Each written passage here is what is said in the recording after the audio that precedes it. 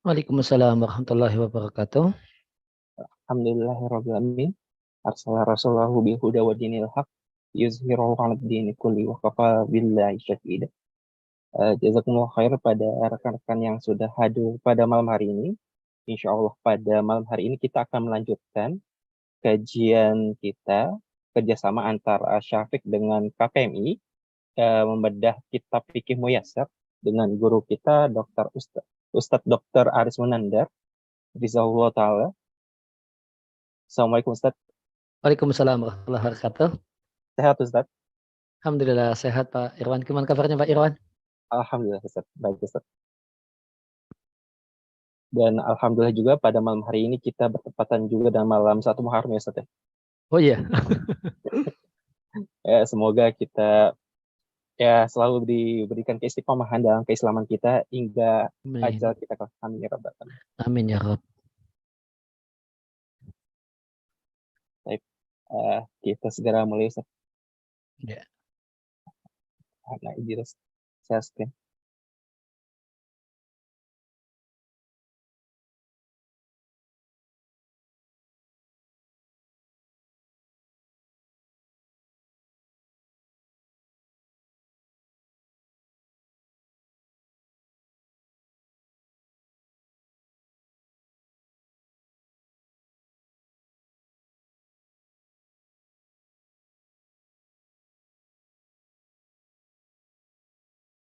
Ya.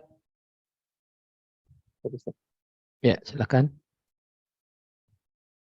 Pembahasan malam kita terkait bab 11 ijarah atau sewa menyewa. Makna dari ijarah sendiri secara bahasa ijarah berasal dari kata al-ajr yaitu upah, dan dari sini maka pahala dinamakan juga dengan ajr. Nah, alhamdulillah wassalatu wassalamu ala Rasulillah wa ala alihi wa sahbihi wa mawalah wa la haula wa la quwata illa billahi wa ba'd. Kaum muslimin dan muslimah beserta kajian KPMI bersama Syafiq rahimani wa rahimakumullah, di kesempatan malam hari ini kita akan ngaji dan belajar tentang masalah ijarah. Namun di sini di ijarah diterjemahkan dengan sewa menyewa, dan ini ya kurang maksimal terjemahnya. Karena ijarah di dalam pembahasan kita mencakup ijarah barang, ini sama dengan sewa menyewa, kemudian ijarah orang sama dengan mempekerjakan orang. Nah, ijarah dalam bahasa Arab dari kata-kata ajar artinya upah. Dan dari sini pahala amal kebajikan disebut ajar, untuk menunjukkan bahasanya orang yang beramal pasti diberi pahala sebagaimana seorang pekerja pasti diberi upah. Nah, secara syar'i ijarah berarti akad atas manfaat yang mubah lagi diketahui yang diambil sedikit demi sedikit selama masa tertentu dari barang yang diketahui atau barang dalam tanggungan yang disebutkan sifat-sifatnya, atau akad atas pekerjaan tertentu dengan upah tertentu. Nah, di sini disampaikan ijarah itu mencakup dua, ijarah barang dan ijarah orang. Ijarah orang yang pendek kita akan jelaskan dari ijarah orang, yaitu akad atas pekerjaan tertentu dengan upah tertentu. Ini ijarahnya ijarah orang, mempekerjakan orang. Ya, maka mempekerjakan orang itu harus ada kejelasan kerja. Ya, meskipun ya bisa saja kejelasan kerjanya itu kerja serabutan. Ya, nanti ngerjain apa saja bantu saya. Ya, kemudian dengan upah tertentu harus ada kejelasan upah. Ya, tidak boleh upahnya ya nanti tergantung kondisi duit saya ya upahnya gitu, tidak boleh. Harus ada kejelasan, misalnya ini upahnya harian atau pekanan atau bulanan, per harinya berapa atau per bulannya berapa. Kemudian ada ijarah barang. ijarah barang itu adalah akad untuk satu manfaat yang mubah. Ya, manfaat dalam hal ini yaitu fungsi barang. Dan harus manfaat yang mubah. Kemudian diambil sedikit demi sedikit. Misalnya nyewa rumah ya. Itu manfaatnya manfaat rumah itu dihuni. Manfaat rumah itu diambil sedikit demi sedikit sampai jangka waktu tertentu, misalnya 1 tahun. Dari barang tertentu, misalnya akad sewa rumah itu atau mobil ini. Namun kalau untuk barang yang jadi objek akad sewa menyewa tidak harus tertentu. Di sini disampaikan boleh benda tertentu. Mobil ini. Saya mau rental atau sewa mobil. Nah, mobilnya mobil yang ini sudah ditunjuk. Namun boleh juga barang dalam tanggungan yang disebutkan sifat-sifatnya. Artinya mobil dengan deskripsi demikian-demikian. Saya mau rental mobil. Ada enggak mobil Innova yang ini, yang jenis seperti ini gitu. Nah, maka boleh. Tidak harus mobil ini. Boleh juga mobil dengan kualifikasi begini dan begini. Nah, lanjut Pak Irwan. Dalil persyaratan ijarah. Dari dalil pensyariatannya adalah firman Allah Subhanahu wa taala yang artinya kemudian jika mereka menyusukan anak-anak kalian untuk kalian maka berikanlah kepada mereka upah mereka. At-Tolak ayat 6. Ya, dalil pensyaratan ijarah ini di surat At-Talaq ayat 6 ini masalah ijarah dalam pengertian mempekerjakan orang. Yaitu mempekerjakan seorang perempuan untuk menyusui anak. Ya, maka seorang ayah ketika anaknya itu masih perlu menyusu dan dia sudah bercerai dengan istrinya, maka dia bisa mencari perempuan yang bisa menyusukan anaknya. Maka ini ijarah orang. Maka jika mereka menyusukan untuk kepentingan kalian, para ayah yang merupakan pemilik anak, fa'atuhunna ujurahunna. Berikan, bayarkan upahnya, upah penyusuan. Kemudian dalil selanjutnya juga ijarahnya adalah ijarah orang. Lanjut Pak Irwan. Dan firman Allah Subhanahu wa taala yang artinya salah seorang dari kedua wanita itu berkata, "Wahai bapakku, sewalah dia sebagai orang yang bekerja pada kita. Karena sesungguhnya orang yang paling baik yang kamu sewa untuk bekerja pada kita ialah orang yang kuat lagi dapat dipercaya." Nah Surat ini Al-Qasas ayat sama 26. di surat Al-Qasas ayat 26 ini juga bicara ijarah dalam pengertian mempekerjakan orang. Dalam hal ini mempekerjakan pemuda Musa untuk di penggembala kambing. Ini atas permintaan salah satu perempuan, anak Syekh Madian, orang tua di negeri Madian.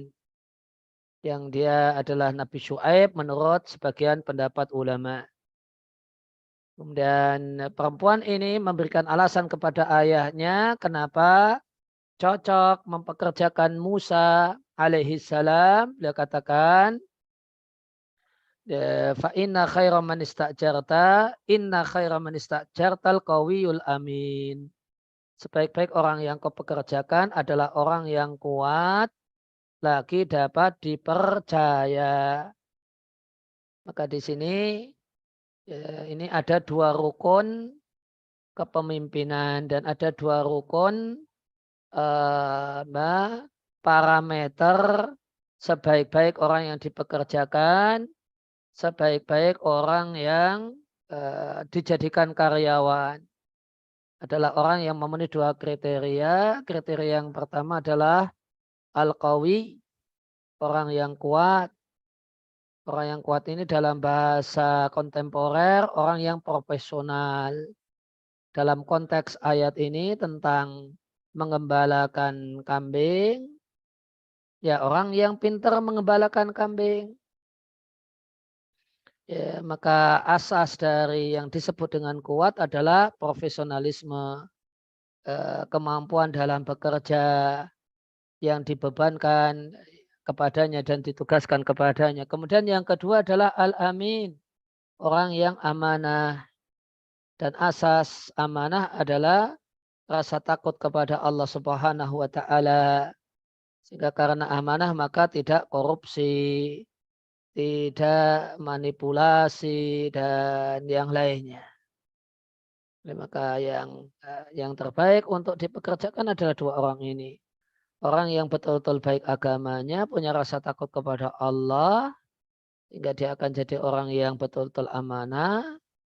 Kemudian yang kedua adalah orang yang kuat, orang yang bisa melakukan pekerjaan tersebut secara profesional karena dia orang yang capable di bidangnya.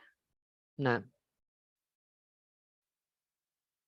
Dan diriwayatkan secara sahih yang artinya bahwa Nabi Shallallahu Alaihi Wasallam dan Abu Bakar menyewa seorang laki-laki dari Bani Adil sebagai penunjuk jalan yang mahir dan menguasai medan.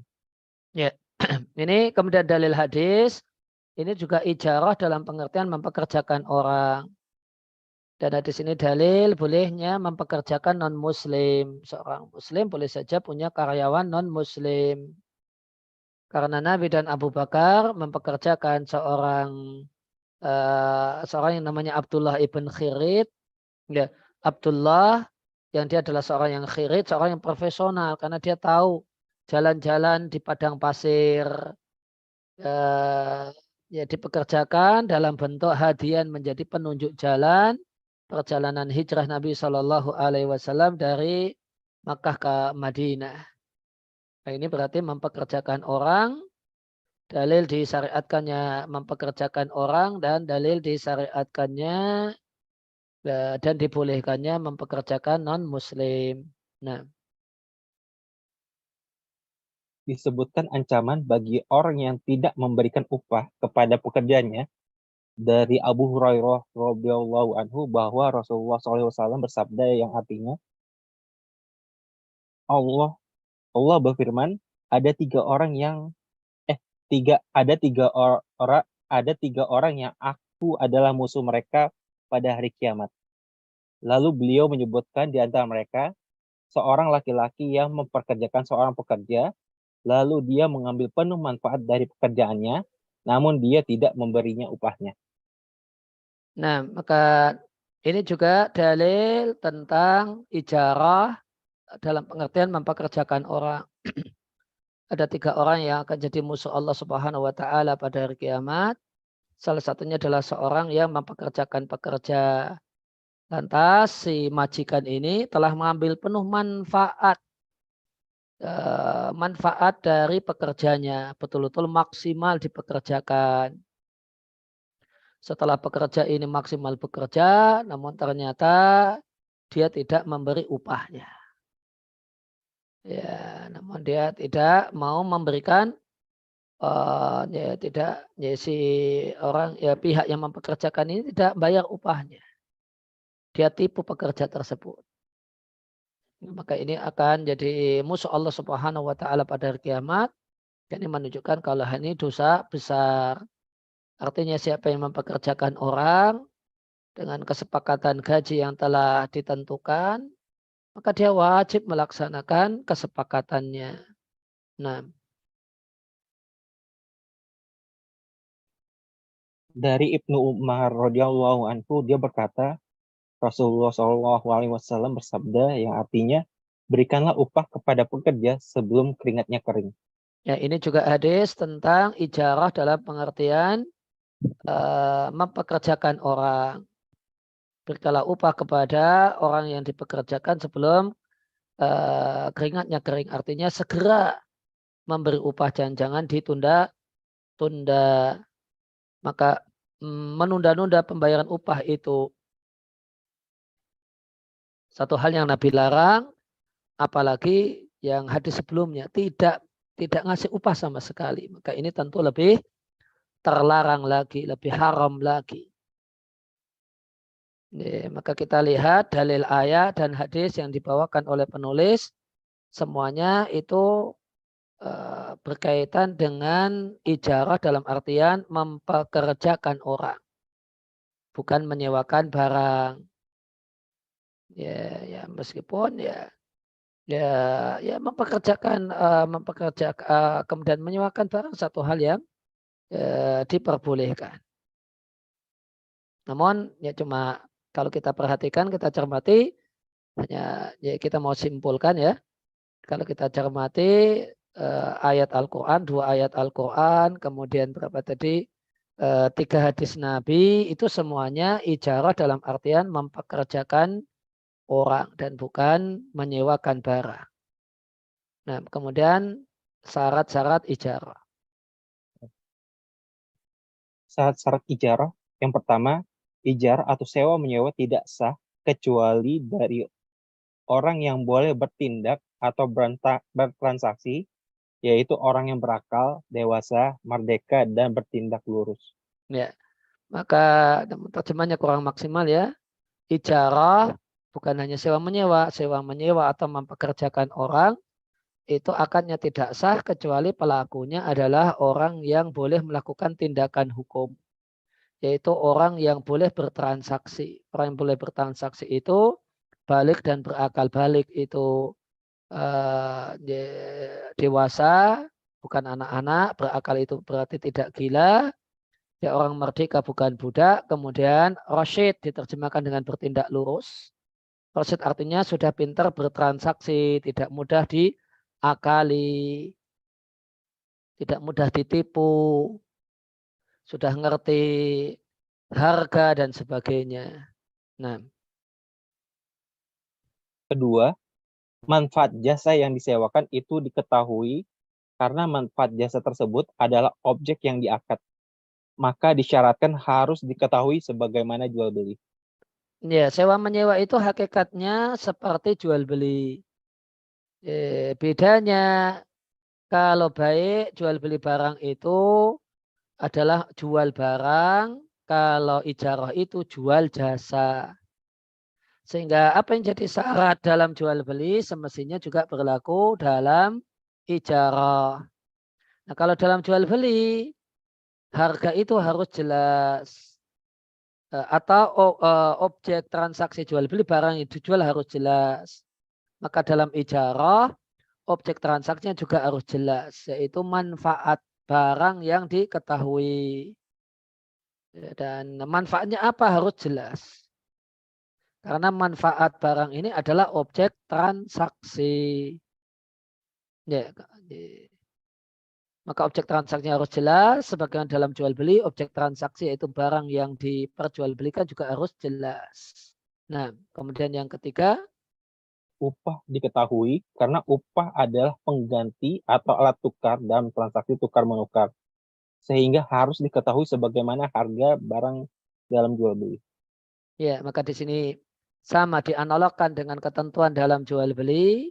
Kalau dalam jual beli, harga barang yang diperjualbelikan harus jelas.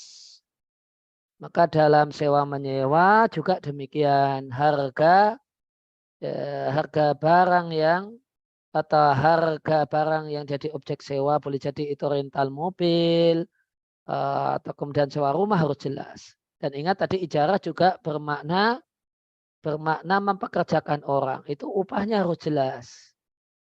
Tidak boleh nanti seadanya duit gitu. Demikian juga ijarah tadi kan bisa artinya mempekerjakan orang, maka objek pekerjaannya itu apa harus jelas. Meskipun ya global, misalnya kerjaan, serabutan, ini itu, tapi ada deskripsinya, ada kejelasannya. Nah, Keempat, manfaat jasa tersebut bersifat mubah, sehingga tidak sah ijarah atas transaksi perzinahan, nyanyian, dan jual beli alat permainan yang melalaikan. Nah, yang dimaksud alat-alat permainan yang melalaikan itu kalau dalam bahasa fikih artinya alat musik. Tapi kalau di sini dan jual beli itu sepertinya tidak tepat. Harusnya sewa menyewa alat musik. Ya, jadi ketentuan yang keempat, manfaat dari barang atau orang yang dipekerjakan itu harus manfaat mubah. Sehingga tidak boleh manfaat orang itu manfaat yang haram. Sehingga tidak boleh transaksi dengan pelacur itu statusnya ijarah. Namun ijarah dengan manfaat adalah zina. Nah, ini tidak boleh. Atau istilahnya tadi nyanyian. Ijarahnya nyanyian. Ngundang pemain musik, ngundang penyanyi. Kemudian dibayar sekali manggung berapa sekian. Nah ini di sini disampaikan.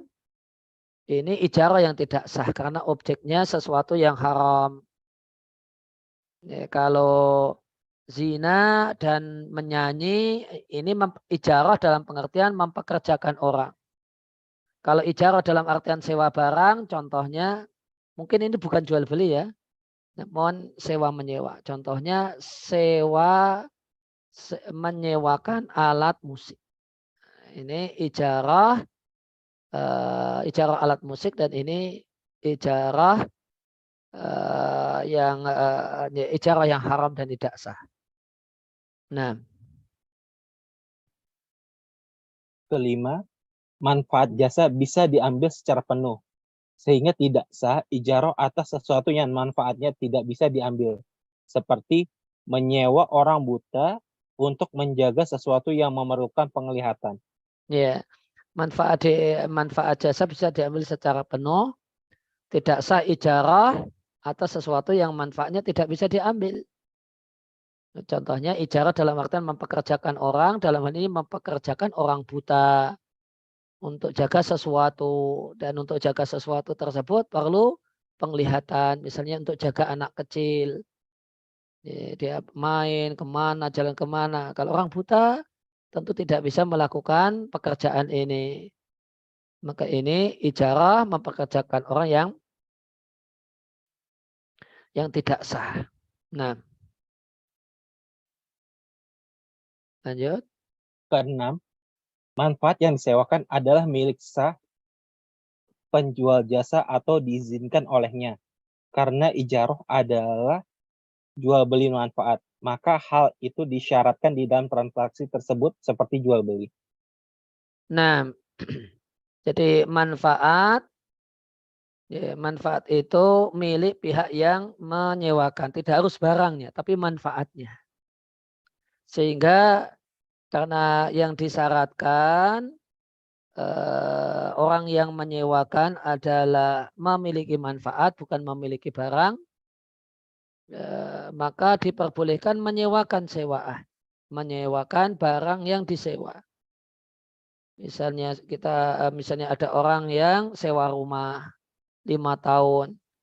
Kemudian dia sewakan kepada temannya 3 tahun. Maka ini boleh karena yang menyewakan itu punya memiliki manfaatnya. Memiliki manfaat rumah. Dia tidak memiliki rumah karena hanya penyewa. Dia memiliki manfaat rumah. Atau diizinkan, dia bukan pemilik namun wakil pemilik. Karena ijarah itu menjual manfaat, menjual jasa. Maka disyaratkan ya memang ada jasanya, ada manfaat yang dimiliki. Ini dianalogkan dengan transaksi baik atau jual beli barang. Ya, kalau jual beli barang, yang menjual harus memiliki barang. Karena jual beli jasa dan manfaat, maka yang menjual harus punya manfaat atau jasa tersebut. Nah, Ketujuh, masa ijarah diketahui sehingga tidak sah ijarah untuk waktu yang tidak diketahui karena dapat menyebabkan perselisihan. ya maka waktu masa sewanya harus jelas. Kalau itu sewa, Maka waktu sewanya jelas ini rental berapa hari, rental mobil berapa hari, sewa rumah berapa hari, mau kos berapa bulan atau kosnya per bulan. Nah, jika ijarah itu adalah dalam artian ijarah mempekerjakan orang, maka juga harus jelas ini jam kerjanya kapan. Tidak boleh tanpa kejelasan jam kerja. Nah, itu 7 ketentuan ijarah yang dimaksud atau 7 syarat ijarah, artinya kalau salah satu dari 7 poin ini tidak dipenuhi, ijarahnya tidak sah. Kemudian yang ketiga, hukum-hukum yang berkenaan dengan ijarah. Nah, ada hukum-hukum yang berkaitan dengan akad ijarah. Yang pertama, tidak boleh ijarah pada amal-amal yang mendekatkan diri kepada Allah dan ibadah, seperti azan, haji, fatwa, qada dalam ibadah, imamah atau menjadi imam sholat, dan mengajar Al-Quran. Karena semuanya adalah ibadah kepada Allah, namun pihak yang melakukannya boleh menerima rizki dari Baitul Mal. ya tidak boleh ada mempekerjakan dengan objek adalah amal yang mendekatkan diri kepada Allah atau ritual ibadah. Tidak boleh orang itu bekerja sebagai muadzin yang mendapatkan ujrah fee karena beradzan. Tidak boleh badal haji dibisniskan. Sehingga kalau membadalkan haji itu ya hanya sekedar ganti biaya saja.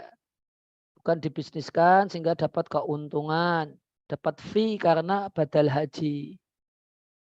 Kemudian di sini disampaikan juga tidak boleh bekerja sebagai mufti. Nanti per fatwa ini nanti akan dibayar 1 juta misalnya. Beri saya fatwa ini 1 juta. Di sini tidak boleh dan ini sangat riskan ya.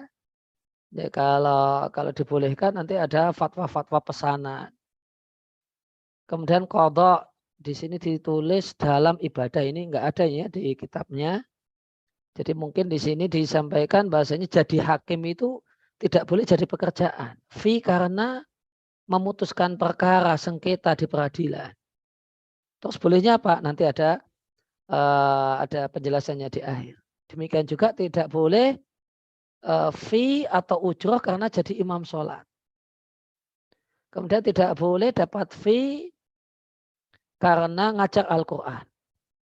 Namun nanti untuk mengajar Al-Quran ini dibedakan antara upah sama hadiah. Kalau hadiah itu artinya ya tidak ada tawar-menawar, ya, tidak ada pasang tarif.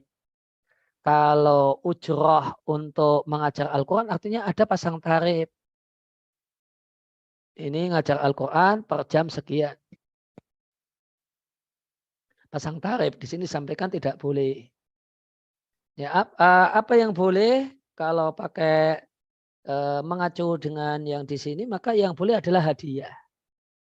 Jadi tidak menegaskan per pertemuan ya per jam itu fee-nya sekian, tidak. Namun ya kalau dikasih ini ya dikasih makanan boleh jadi alhamdulillah, dikasih uang bensin ya alhamdulillah. Ini menurut pendapat yang diambil di sini tidak boleh mengambil fee karena mengajar Al-Quran. Alasannya karena semuanya adalah ibadah kepada Allah Subhanahu wa Ta'ala. Dan perlu diketahui ya sebagian ulama membolehkan mendapatkan fee karena mengajar Al-Quran atau ilmu-ilmu agama. Dan ini adalah asas berjalannya sekolah-sekolah Islam, pondok pesantren. Jika tidak boleh dapat fee, gaji karena mengajar Al-Quran, maka ya banyak sekolah Islam, pondok pesantren tutup gulung tikar. Nah, di sini disampaikan, namun pihak yang melakukan itu semua, jadi muadzin, jadi imam sholat, boleh mendapatkan rizki dari Baitul Mal. Jadi kalau fee tidak boleh, ujrah, upah tidak boleh. Bolehnya rizki. rizki itu artinya gaji dari Baitul Mal, yaitu kas negara. Ya, karena kas negara di tempat kita tidak berfungsi semacam ini, maka ya untuk muadzin, kemudian jadi imam dan sebagainya bisa pakai kas masjid. Nah, statusnya pemberian dari umat. Ya, pemberian dari umat. Ya, itu sebutannya rizq. Ya, bukan ujroh. Ya, apa bedanya? Kalau ujroh itu jika nanti kerjanya teledor, uang yang diterima tidak halal atau ada unsur tidak halalnya. Tapi kalau rizq, ya, kewajibannya hanya bertobat, ya, besok diperbaiki, jangan lagi korupsi, korupsi waktu, ya, korupsi waktu atau yang lainnya. Ya, kemudian yang kemarin tidak kemudian dinilai bercampur dengan yang haram gitu, tidak dinilai demikian. Itu diantara perbedaannya. Nah, Kedua, pihak yang menyewakan harus menyerahkan barang yang disewakan pada pihak penyewa untuk diambil manfaatnya.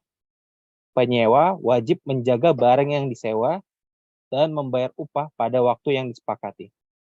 iya, maka pihak penyewa wajib menyerahkan barang kepada pihak yang menyewakan wajib menyerahkan barang sewa kepada pihak yang menyewa, kemudian memberikan kesempatan pada dia untuk memanfaatkannya.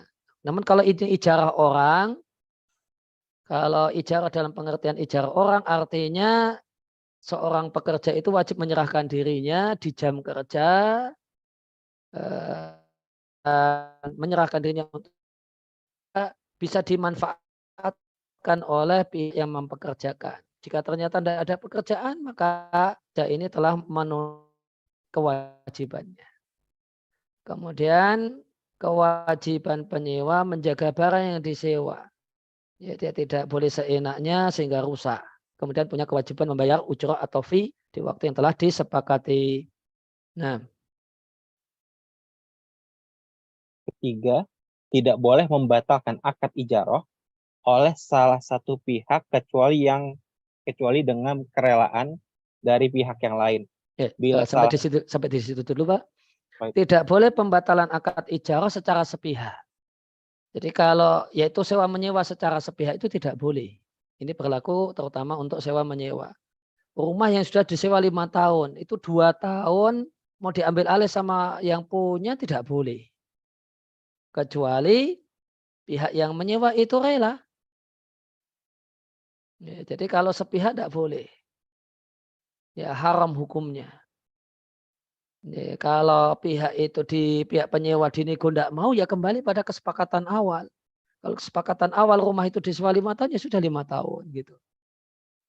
Ya, maka dijumpai di banyak tempat di masyarakat kita praktek yang tidak benar. Misalnya sudah terlanjur disewa 10 tahun, ruko disewa 10 tahun, dulu jalan itu sepi, tiba-tiba setelah itu rame, baru 3 tahun, akhirnya yang punya ruko mengambil alih. Kemudian uang sewa 7 tahun dikembalikan. Ini satu hal yang tidak bisa dalam hukum agama. Karena sewa menyewa itu transaksi bersifat mengikat, tidak bisa dibatalkan secara sepihak. Harus dengan ridho mitranya atau pihak penyewa. Lanjut Pak Irwan. Bila salah satu dari keduanya meninggal, sementara barang yang disewakan masih ada, maka akad tidak batal dan dilanjutkan oleh ahli warisnya. Oh ya, maka jika salah satu meninggal dunia misalnya sewa rumah, maka akad itu tidak batal, hanya dilanjutkan oleh ahli warisnya. Ya, jika yang meninggal dunia misalnya pemilik rumah ya masih lanjut. Jika yang meninggal dunia adalah yang menyewa ya maka akad sewa rumah tersebut masih lanjut. Dilanjutkan oleh ahli waris. Nah, yang Keempat, terakhir. akad ijarah batal manakala barang yang disewakan rusak atau habis manfaatnya, seperti hewan yang disewa mati atau rumah yang disewa roboh. Ya, maka jika rumah yang disewa itu roboh, secara otomatis ijarah batal. Terjadi gempa, ya, kemudian rumahnya hancur, maka transaksi ijarahnya itu tanfasikhu, otomatis batal. Sehingga yang punya rumah punya kewajiban untuk mengembalikan sisa tahun. Misalnya ini sewa 5 tahun, baru 3 tahun terjadi gempa, rumah hancur, maka 2 tahunnya harus dikembalikan. Sewa 2 tahunnya harus dikembalikan. Karena otomatis batal. Ya demikian yang kita kaji dari kitab Fikih Muyasar. Ya, terima kasih atas kehadirannya dan perhatiannya. Kita lanjutkan dengan sesi dialog. Ya, silakan Pak Irwan. Jazakallah khair Ustaz untuk penyampaian. Silakan pada rekan-rekan yang ingin bertanya untuk tema kajian malam hari ini bisa kirimkan pertanyaan via kolom chat atau bertanya langsung dengan raise hand untuk di open mic. Ya, silakan pada rekan-rekan yang ingin bertanya.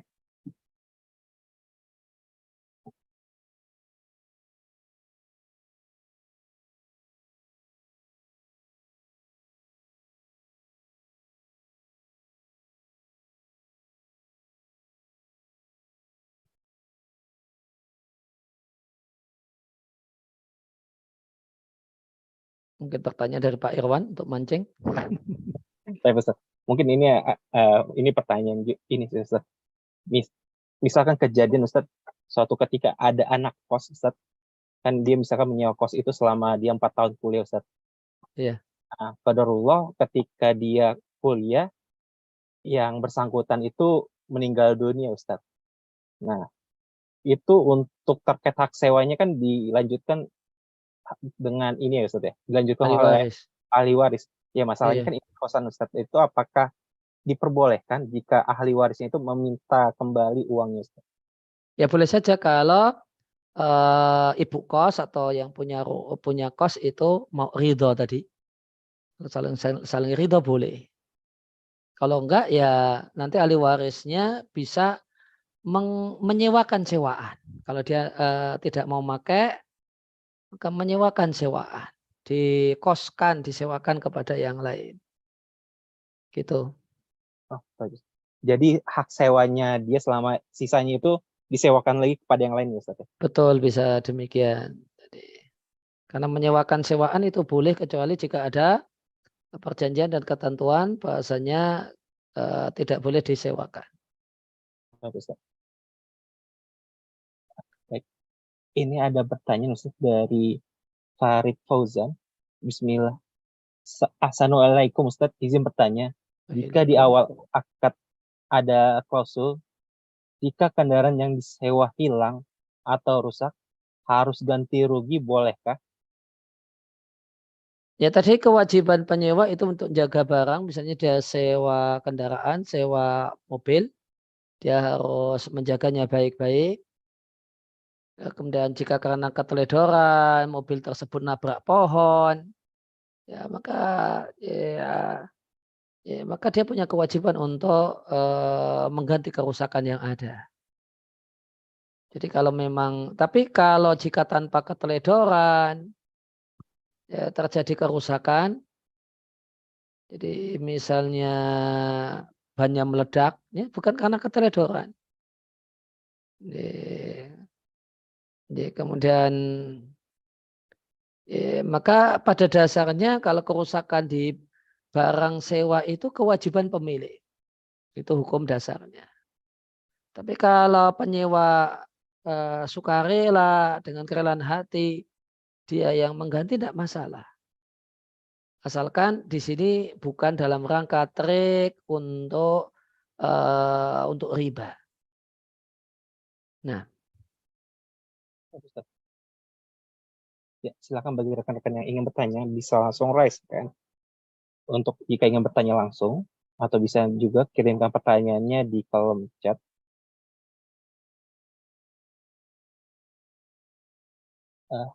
Ini pertanyaan dari Mumtaz Ibnu Mahmud, Ustaz.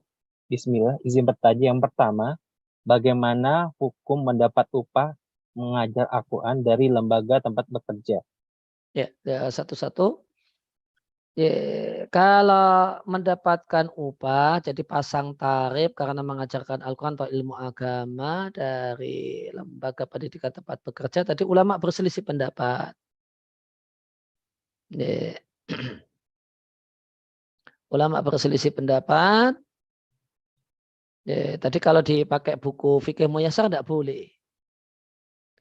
Bolehnya nerima hadiah. Tapi kalau hadiah itu kan nggak jelas berapa besarannya.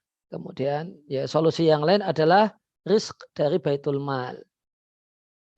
Ya kalau atau kas namun dari donasi.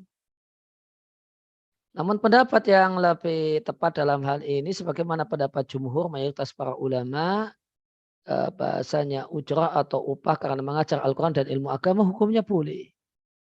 Karena Nabi Shallallahu Alaihi Wasallam bersabda tentang masalah ruqyah, ina khairan man istajartum kitabullah. Sebaik-baik sesuatu yang kalian jadikan untuk mendapatkan upah adalah Al-Quran. Nah, pertanyaan kedua, Bapak. Pertanyaan kedua, bagaimana hukum mensepakati perubahan harga sewa setiap periode tertentu dalam masa sewa?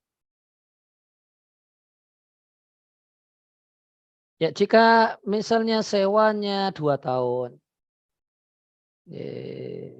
maka kalau baru 1 tahun kemudian ada perubahan, tidak boleh, kecuali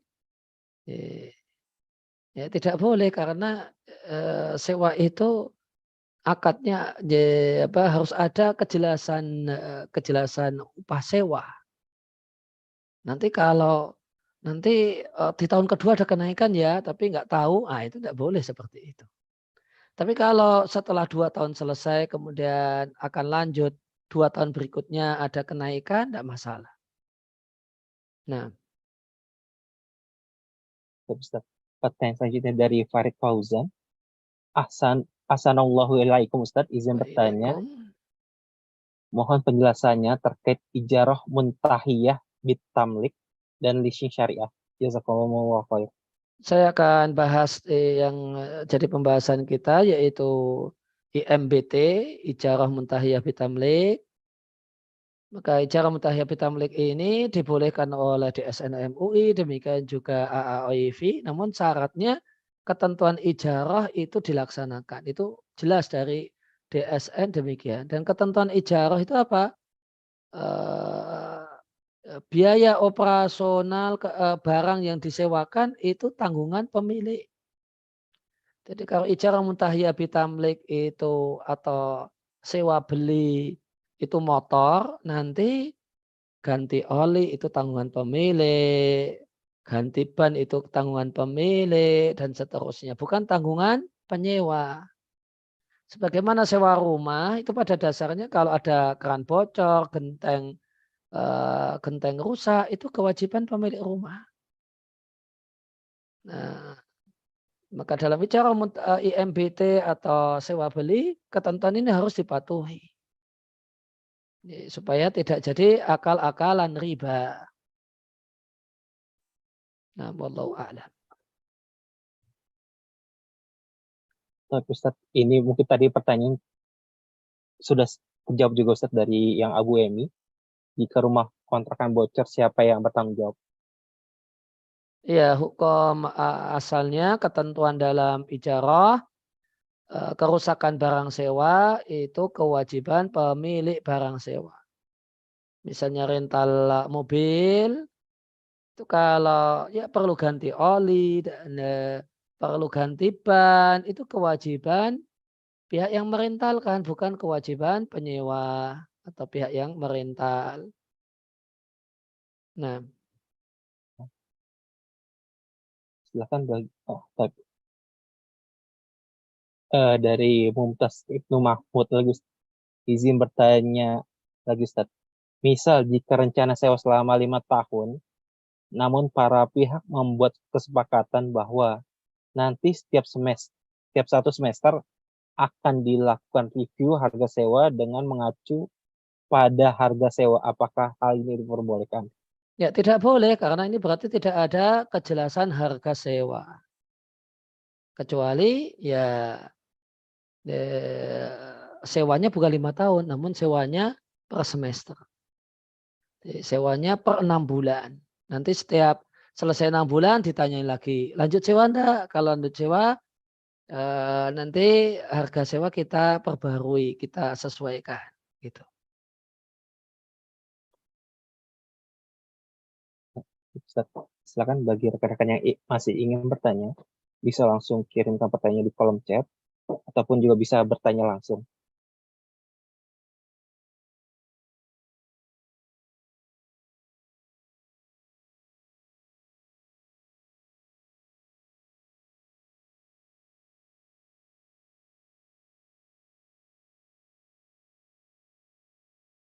Kalau kita, Ada satu lagi, Pak. Ustaz. Ini dari Trimulato. Assalamualaikum, Afwan izin bertanya, ijarah pada produk kartu kredit syariah, Pak Trimulato mungkin boleh dijelaskan lebih lanjut Pak terkait ambil ijarah pada produk kartu kredit syariah. Ya, pada dasarnya kartu kredit syariah itu nanti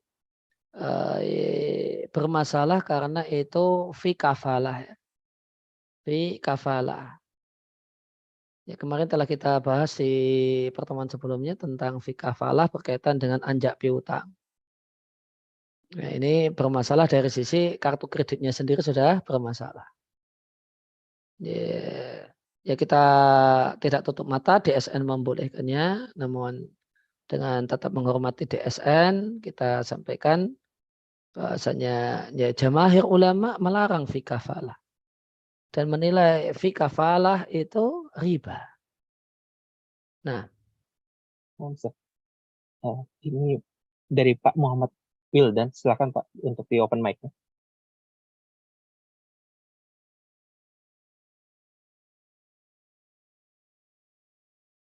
silakan Pak Muhammad.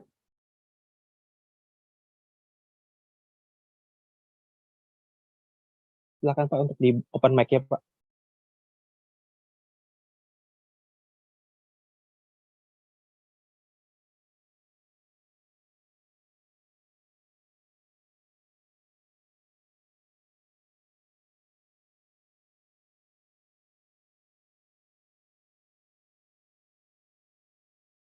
Halo Pak Muhammad Wildan.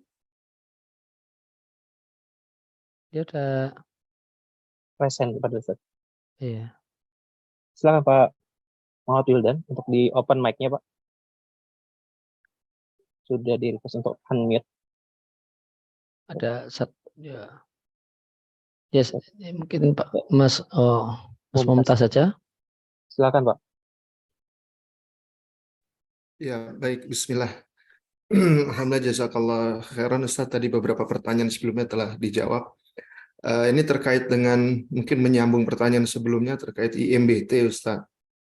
Ini dalam beberapa praktek kan ditemukan bahwa akad pengalihan hak yang harusnya di akhir masa sewa, namun dengan pertimbangan kemudahan teknis pelaksanaan, di beberapa lembaga itu dokumennya ditandatangani, dokumen pengalihan hak hibah atau jual belinya ditandatangani di awal masa sewa agar nanti nasabah tidak bolak-balik gitu ya. Tapi para pihak mensepakati bahwa ini nanti efektifnya setelah sewa berakhir gitu. Ini bagaimana, Ustaz? Ya, itu pelanggaran ketentuan, Pak. Itu pelanggaran ketentuan, harus dikembalikan pada ketentuan yang benar. Ya, kalau sudah ditandatangani kan berarti dalam hukum Islam sudah terjadi akad, sudah deal, nggak bisa.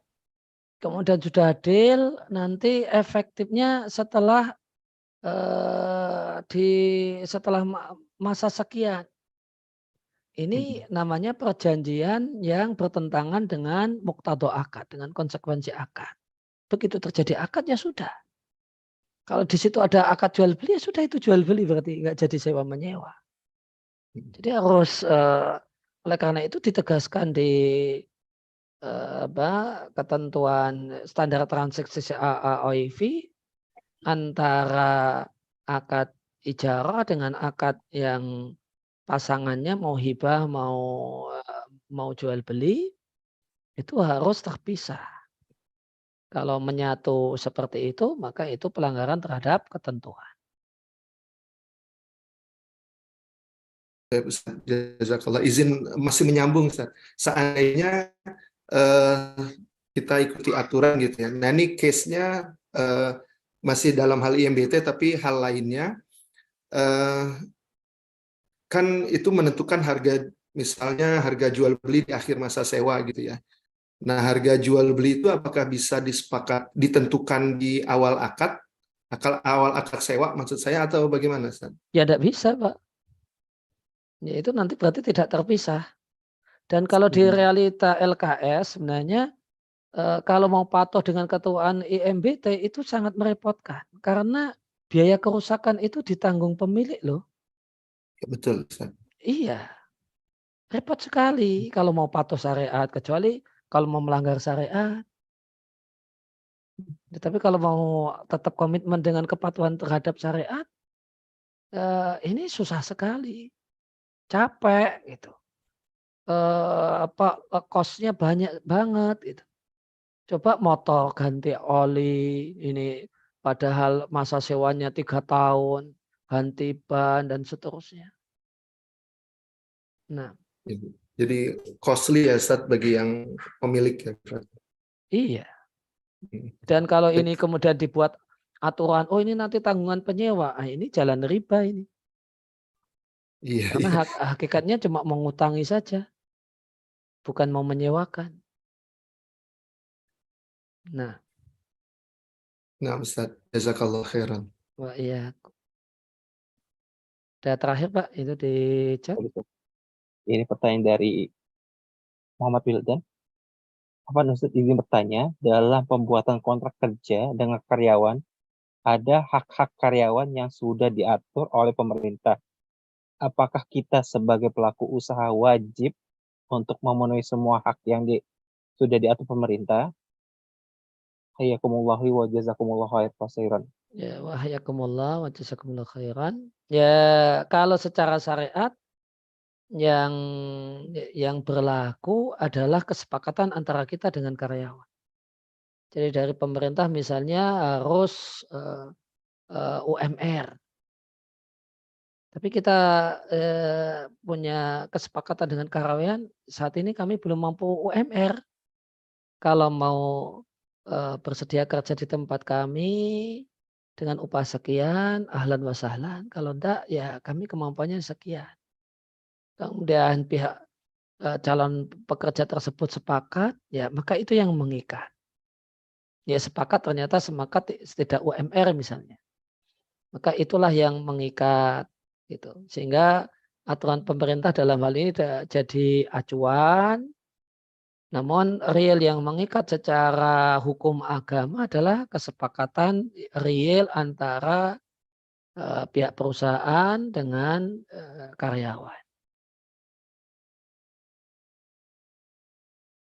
Oke, Ustaz. Mungkin tadi itu Pak Wildan pertanyaan terakhir Ustaz. Ya. Sebelum ke sesi paling akhir Ustaz, kita ke sesi kuis Ustaz. Insya Allah akan ada satu kitab fikih muyasar untuk satu orang penjawab Ustaz. Dan caranya bagi yang ingin menjawab harap raise hand ya, jangan dikirim di kolom chat. Silakan pada Ustaz. Untuk pertanyaannya adalah tolong sebutkan satu dalil atau ya isi ayat Al-Quran atau hadis Nabi yang jadi dalil untuk ijarah orang. Ya isinya saja, bukan redaksinya. Silakan Pak Mumtaz. Ya, bukan redaksinya, Ustaz ya. Bukan Jadi redaksinya, isinya. ya, Isinya ada saja. kisah tentang anaknya Nabi Shu'aib yang menurut sebagian ulama adalah Nabi Shu'aib, terkait dengan merekomendasikan Nabi Musa karena Nabi Musa qawiyul amin gitu dalam akad ijarah agar dipekerjakan oleh ayahnya wanita tersebut. Ya, apa pekerjaannya, Pak? Pekerjaannya apa ya? Saya lupa tadi mengembala kambing ya. Iya, mengembala kambing. Iya. Ya, Benar ya, sih. ya, benar, Pak. Baik, baik. Selamat ke Pak Mumtaz Ibnu Mahmud. Nanti harap kirimkan datanya. Nanti akan saya chat untuk kirimkan data via WhatsApp Pak Mumtaz. Iya. Baik, Ustadz, mungkin sebelum kita tutup ada penutup dari Ustadz Aris. Apa Ustadz? Ya, sebagai kalimat penutup, eh, ya, sedikit tambahan tentang masalah ijarah. Jadi kalau ijarah barang, maka pemilik barang wajib menyerahkan barang kepada pihak penyewa. Tapi kalau ijarah orang, kewajiban karyawan itu adalah memberikan waktu di jam kerja. Baik itu nanti dipekerjakan atau nganggur. Meskipun nganggur, ketika pihak yang mempekerjakan itu tidak mempekerjakan sehingga karyawan ini nganggur, karyawan tadi tetap berhak atas upah yang disepakati. Ya, jadi kalau ijarah orang, maka yang dijual adalah jam kerja atau waktu kerja. Itu yang dijual. Jika sudah dijual, maka tidak boleh dimanfaatkan untuk kepentingan pribadi yang bisnis. Tapi kalau misalnya jam kosong dimanfaatkan untuk baca Quran, untuk sholat duha dan yang lainnya tidak mengapa. Tapi kalau untuk ngurusi toko online atau yang lainnya transaksi bisnis tidak boleh. Itu khianat dalam pekerjaan. Ya demikian kurang lebih yang kita kaji, kita pelajari di kesempatan malam hari ini. Terima kasih atas kehadirannya dan perhatiannya. Mudah-mudahan ilmu yang kita baca, yang kita dengarkan, kita simak, kita kaji di kesempatan malam hari ini Allah jadikan sebagai ilmu yang mencerahkan dan mencerdaskan. Semoga ada menjadi sebab kita semakin melek dengan aturan-aturan Allah Subhanahu wa taala, semakin tunduk pada aturan-aturan Allah Subhanahu wa taala, dan jika kita semakin jadi hamba-hambanya yang taat. Allahumma alimna ma yanfa'una wanfa'na bima 'allamtana wa zidna ilma. Saya wassallallahu ala nabiyina Muhammadin wa ala alihi wasallam wa akhiru da'wana alhamdulillahirabbil alamin. Pak Irwan dan teman-teman yang lain saya izin untuk langsung undur diri. Ustadz. Jazakallah khair, Ustadz. Wa jazakumullahu khairan. Assalamualaikum warahmatullahi wabarakatuh. Waalaikumsalam warahmatullahi wabarakatuh. Dan sekian untuk kajian kita pada malam hari ini. Dan jazakumullah khair pada rekan-rekan sudah mengikuti sampai selesai. Dan juga selamat kepada Pak Mumtaz yang sudah menjawab. Dan insya Allah bagi rekan-rekan yang mungkin tadi sempat ketinggalan kajiannya, bisa ditonton kembali kajiannya di YouTube KPMI TV ataupun di Syafiq TV. Dan insya Allah juga teman-teman bisa menonton kembali kajian fikih muyasar dari yang pertama sampai yang terakhir pada malam hari ini juga di YouTube KPMI TV dan Syafiq TV. Dan jangan lupa untuk follow Instagramnya KPMI di @kpmiofficial dan juga Syafiq di @syafiq.id. Dan insya Allah bagi rekan-rekan yang ingin belajar terkait fikih muamalah lebih detail lagi, lebih mendalam lagi, insya Allah KPMI akan mengadakan kembali KPMI Entrepreneur School, di mana salah satu pengajarnya itu ada Ustadz Aris Munandar juga, kemudian juga ada Ustadz Arifin Badri dan Ustadz Aminur Baitz. Dan insya Allah akan dibuka pendaftarannya dalam waktu dekat ini. Dan bagi teman-teman yang ingin berdaftar, silahkan cek di IG-nya KPMI, ataupun bisa lihat langsung untuk link pendaftarannya di link yang ada di bio KPMI. Dan juga bagi rekan yang ada di Jakarta dan sekitarnya, jangan lupa insya Allah di bulan Agustus nanti, di tanggal 25 sampai 27 Agustus, kita akan ada Muslim Life Fest di ISBSD. Jadi bagi rekan-rekan yang ingin mempromosikan produknya menjadi eksibitor, bisa mendaftar sebagai eksibitor, bisa follow Instagramnya @Indonesia Muslim Life Fest. Dan saya Irwan sebagai moderator pada malam hari ini izin undur diri. Mari kita tutup bersama dengan doa kafaratul majelis. Subhanakallahumma wa bihamdika asyhadu an la ilaha illa anta astaghfiruka wa atubu ilaik. Assalamualaikum warahmatullahi wabarakatuh. Kawan, pernah nggak kamu bercita-cita punya bisnis yang sesuai dengan prinsip syariah tanpa ada unsur riba, goror, dan zolim? sehingga harta yang dihasilkan pun penuh keberkahan. Tapi, dengan banyaknya kesibukan dan dana yang terbatas, cita-cita itu pun susah untuk diwujudkan. Eits, tenang saja, karena Syafiq, insya Allah, hadir sebagai solusi mewujudkan cita-cita kamu. Untuk memiliki bisnis yang sesuai dengan prinsip syariah dan insya Allah juga akan memberikan keuntungan buat kamu. Syafiq adalah layanan permodalan urun dana digital syariah pertama di Indonesia yang sudah mendapatkan izin dari Otoritas Jasa Keuangan serta diawasi oleh Dewan Syariah Nasional Majelis Ulama Indonesia. Syafiq membantu pengelola bisnis untuk mendapatkan permodalan sesuai syariat Islam dan membantu pemilik dana, yaitu kamu dan teman-teman investor lainnya, untuk bisa investasi berjamaah secara optimal, aman dan menguntungkan, serta penuh dengan keberkahan syariah. Syafiq sangat memperhatikan kehalalan suatu bisnis, mulai dari jenis bisnisnya hingga sumber dana dari bisnis tersebut, sehingga kamu bisa lebih tenang karena bisnis yang kamu miliki sudah sesuai dengan prinsip-prinsip syariah. Di aplikasi Syafiq, kamu bisa memilih bisnis yang kamu inginkan dengan mudah. Dan dengan berinvestasi bisnis melalui Syafiq, kamu bisa memiliki bisnis yang bebas riba, goror, dan zolim. Kamu juga akan mendapatkan legalitas bisnis, laporan keuangan tiap bulannya secara digital. Sehingga selain berkah untuk kamu, berkah juga untuk orang lain. Alhamdulillah, Syafiq percaya bahwa bersama-sama kita bisa memajukan perekonomian dengan penuh keberkahan syariah. Insya Allah. Jadi, tunggu apa lagi? Langsung cek syafiq.id dan ikut juga jadi bagian dari investasi berjamaah bersama Syafiq.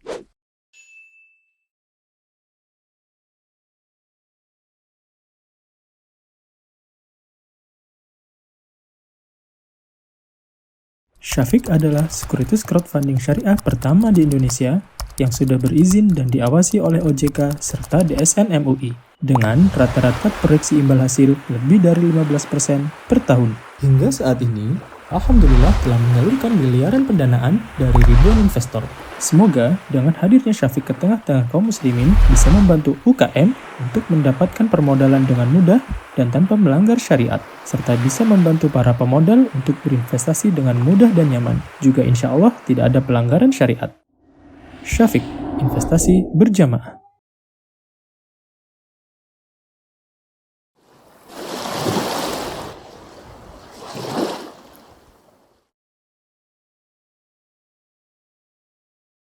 Bismillah, Assalamualaikum warahmatullahi wabarakatuh. Kami adalah PT Prima Khatulistiwa Sinergi yang bergerak di bidang renewable energy di Indonesia. Saat ini kami mendapatkan pendanaan dari Syafiq terkait pengadaan cangkang kelapa sawit yang akan digunakan untuk kebutuhan industri di Indonesia untuk mendukung program pemerintah dalam mencapai bauran energi baru dan terbarukan. Ada beberapa alasan dari kami kenapa memilih Syafiq. Yang pertama, tentunya kita ingin bisnis kita itu diberkahi oleh Allah Subhanahu wa taala. Maka kami memilih Syafiq karena Syafiq adalah sumber pendanaan yang berbasis dengan syariah. Dan yang kedua, untuk pendanaan tersebut kami cukup puas dengan skema yang ditawarkan oleh Syafiq serta dilayani dengan tim yang sangat profesional. Selama proses pendanaan dari Syafiq ini, kami sangat puas sekali karena meskipun kami baru pertama kali dalam mengajukan pendanaan dan mungkin dengan lini bisnis yang berbeda dengan perusahaan lainnya, namun dengan kemudahan yang diberikan serta syarat-syarat yang bisa kami penuhi. Alhamdulillah juga untuk pendanaan pertama kemarin, seri perdana, juga cukup singkat, hanya dalam waktu sekitar kurang lebih 10 menit. Sementara untuk pendanaan seri kedua ini sekitar kurang dari 1 menit. Dan proses dari kita mulai listing sampai pencairan juga sangat cepat sekali dan dibantu oleh tim Syafiq yang memang sudah profesional. Demikian.